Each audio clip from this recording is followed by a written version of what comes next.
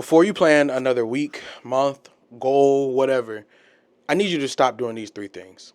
Now, I'm not somebody that's going to tell you, oh, I know the blueprint to every single thing that you need to do in 2026 to make it the best year ever. But what I will say is there's some things that I learned in the past couple years that have really transformed the way that I even see my own life. For starters, hello. I don't know if it's morning, night, evening, whatever, but I do want to say Happy New Year because we are in the new year. I don't know what day we're landing on right now. I think I'm in February is crazy. January 8th, and I'm really grateful to be alive. Blessings to the Most High for keeping me and keeping you as well because you're here to watch this video.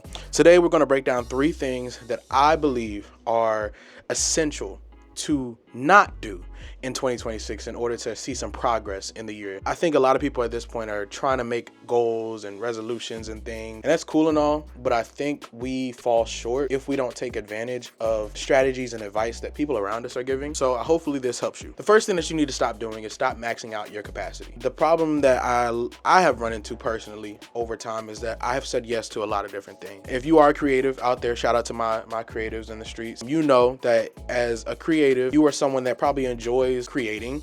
You're someone that also enjoys being able to share and collaborate and do all the different things that you really want to do. If you are a multi-hyphenate creative like myself, you oftentimes find yourself in a predicament where your valuable skill sets and assets and talents are able to be used, but may not need to be used in every single, situation or scenario. 9 times out of 10, if you're a creative person or you're a person that's more business savvy and oriented, you're a person that enjoys social interactions and gatherings and things, you're probably that person that fills up your schedule with so many different things and you'll exhaust your energy by the end of the week. If that's how you want to start off your 2026, by all means, do you.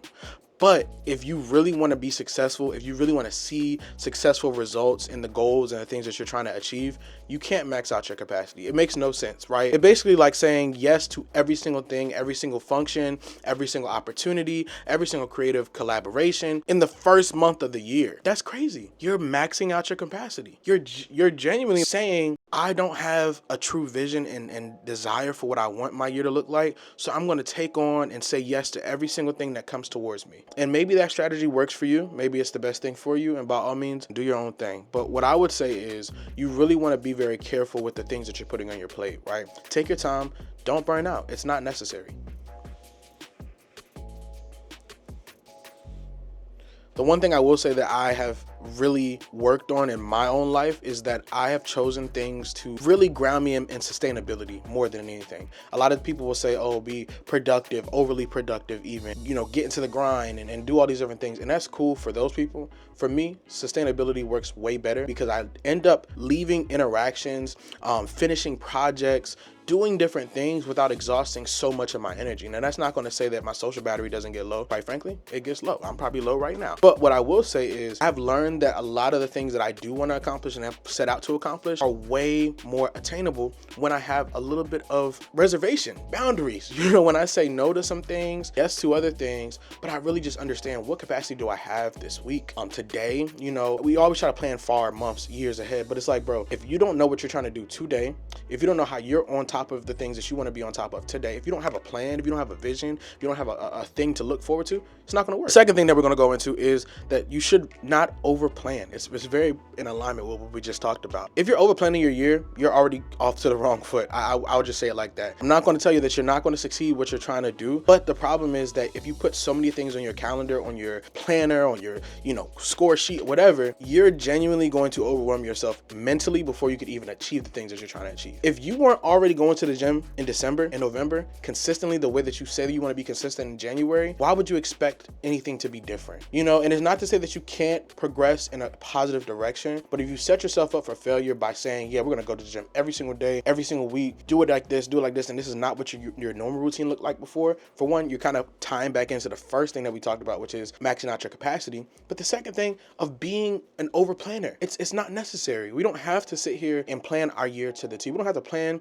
the week to the T. You really should just have some core things, some core goals and accomplishments that you're trying to work towards that actually make sense. And the crazy thing is we just started 2026. You don't even know what you're going to eat for breakfast 2 weeks from now. And that's fine. That's completely okay. Why? Because the year just started, the month just started. We're 8 days in, and you're trying to do something that's going to be in July, or you're over planning for something that's going to be in December of this year that we just started. Crazy. Now, if it's about Avengers Doomsday, maybe that makes a little bit of sense. You know what I'm saying? You're trying to get your seat right. I understand. But if it's something that's like really, really like outlandishly irrelevant for today, then it might just be a little bit too anxious for you, right? There's this proverb, this principle that I believe in, based off of the faith that I'm in, and it talks about casting your cares, your anxieties on the Lord, right? That is a proverb and principle to live by. If you put your anxieties all on your back and you're trying to hold them and you're trying to carry them, guess where that's going to lead you to? Stress, worry, more anxiety. You're going to be stumbling over your own anxieties and worries, trying to move forward and delaying your progress. Like, you could be further along if you just said, hold up, let me plan gradually.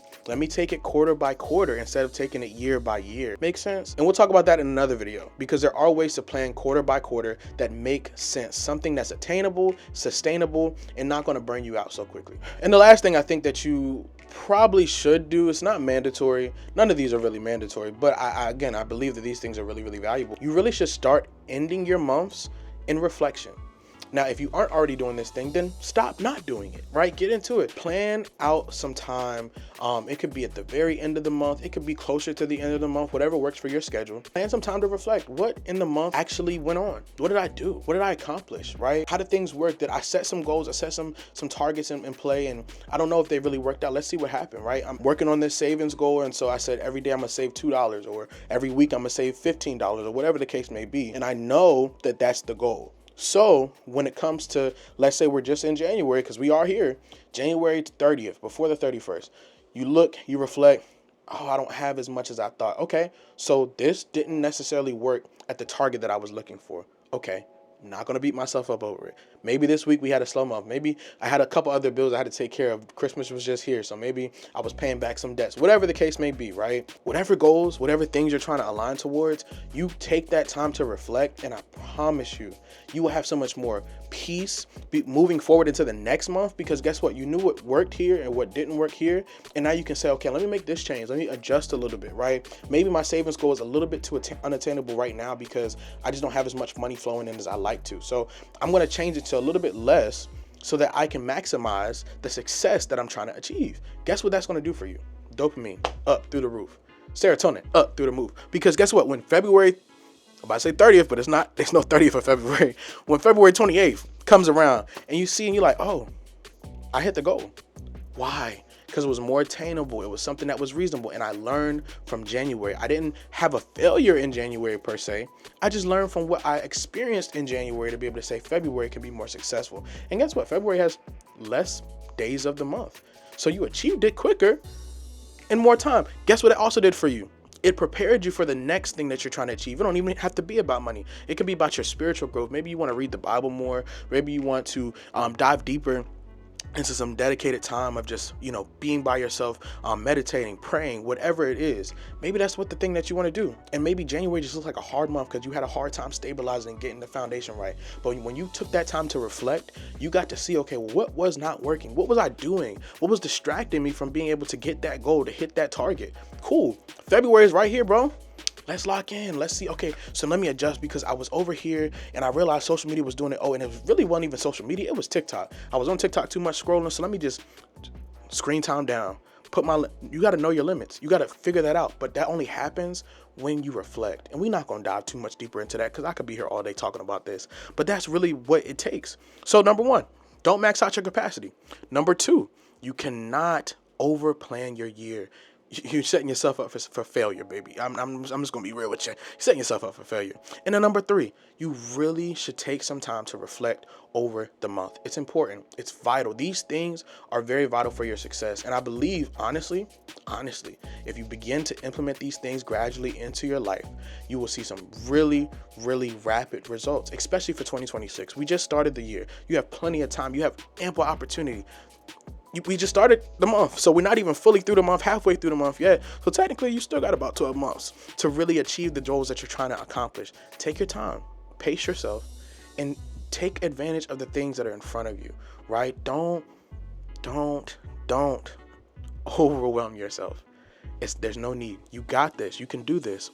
take these things to heart and maybe you'll get far. If you found this video to be helpful, please let me know in the comments. I would love to know. I think I'm probably going to do a couple more videos about goal setting and, you know, planning out your quarters. I have a lot of things, a lot of strategies that I've used personally, new strategies that I found that I would love to share with you all. So if you feel like that's valuable, let me know in the comment section, leave a like as well, and subscribe to the channel. That's always great. I post about a lot of different things, but this is something that is really, really near and dear to my heart. I'm a big growth minded person, so I feel like a lot of people could really benefit from this. So yeah, I appreciate y'all watching, and stay tuned for the next one.